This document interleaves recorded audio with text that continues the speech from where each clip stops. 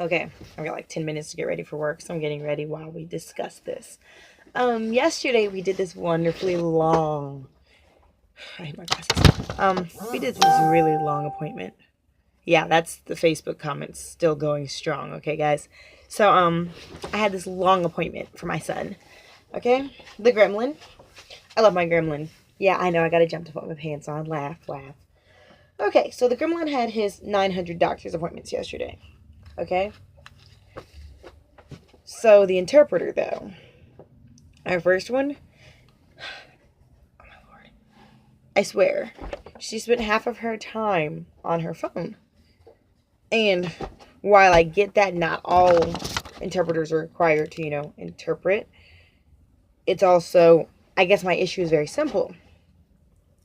If there are people trying to ask my son questions and have a conversation with him, and your current job that you're being paid for is to facilitate that communication, I don't give a flying flip uniform.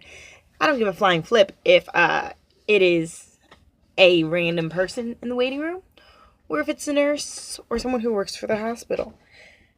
You're there to assess our need, not the hospital's need. The hospital's not actually paying you. Our insurance is paying you. And for that matter, you work for a non-profit organization that's actually the one who's paying you. So the confusion here is why this interpreter felt like she could go and literally ignore my kid while we're in a waiting room full of people trying to talk to him.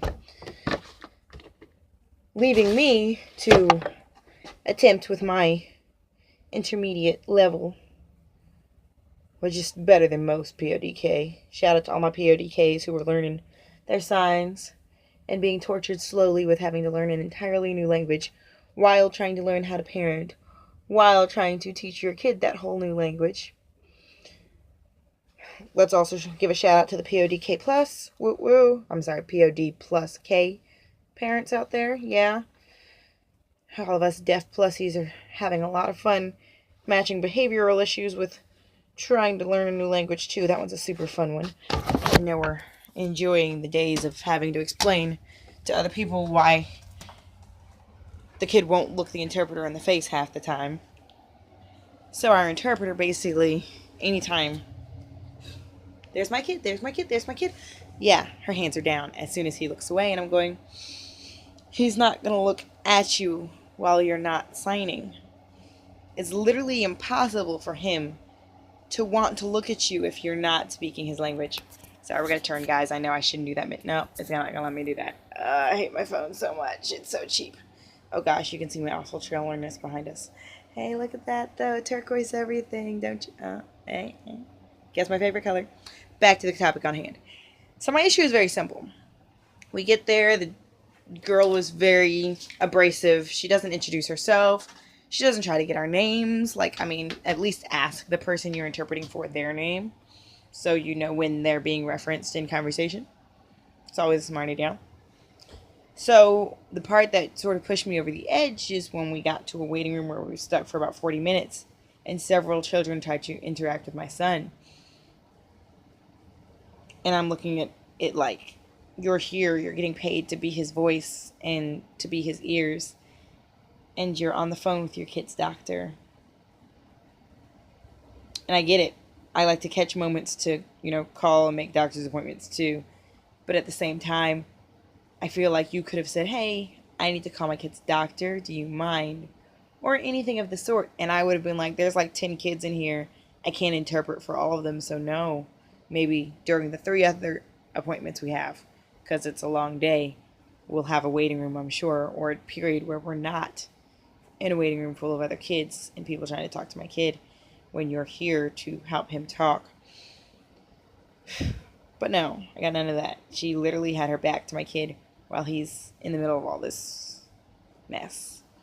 So that's, whatever. So I get to a point where the next interpreter shows up, and there are like 3 or 4 major things that if you're thinking of being an interpreter, you should really think about. Okay, guys? Like I said, I got like 2 more minutes before I got to get out the door for work. So one thing you should really think about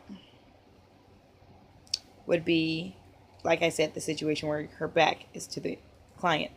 You should not have your back to the client, like, ever. Because if they need you, how are they going to ask for you if they're nonverbal? Like, how are they going to tell you they need you if you're not looking at them and you're not paying attention to them? And that doesn't, it's irrelevant whether or not this is in the hospital room or in the waiting room, because in the waiting room there are still personnel and there are people and there are TVs and there are books and there are so many different things that a client might have questions about. Because, for instance, a lot of people who use ASL may not have ever properly learned English. There are whole court cases going on right now about the lack of ASL usage in different systems, public school, prison systems, etc., etc.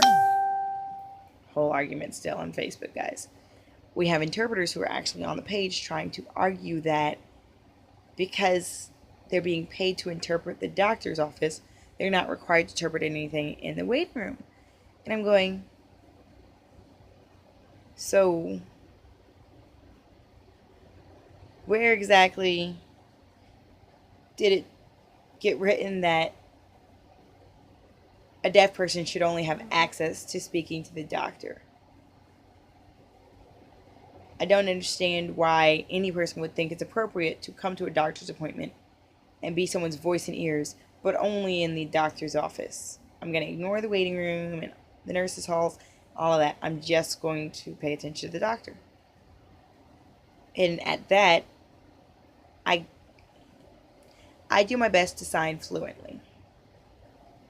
Whereas our interpreter broke down to a lot of basic signs. We didn't really get full sentences necessarily, and I get that my kid is off the walls and off the charts, but she didn't really ask me his level of sign before she decided to sign to him like he was 2. And I don't talk to my nieces and nephews in their age bracket. I use big words because that's how you learn big words. They're spoken to you. Back on task. But the second interpreter, on the other hand, when she arrived before the appointment by, just a few minutes. Just in time to, introduce herself, wear her name badge, because the other lady wasn't wearing a name badge. I don't know where her name badge was. Ask my son's name.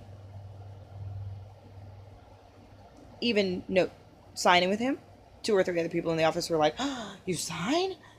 Oh my gosh, yes.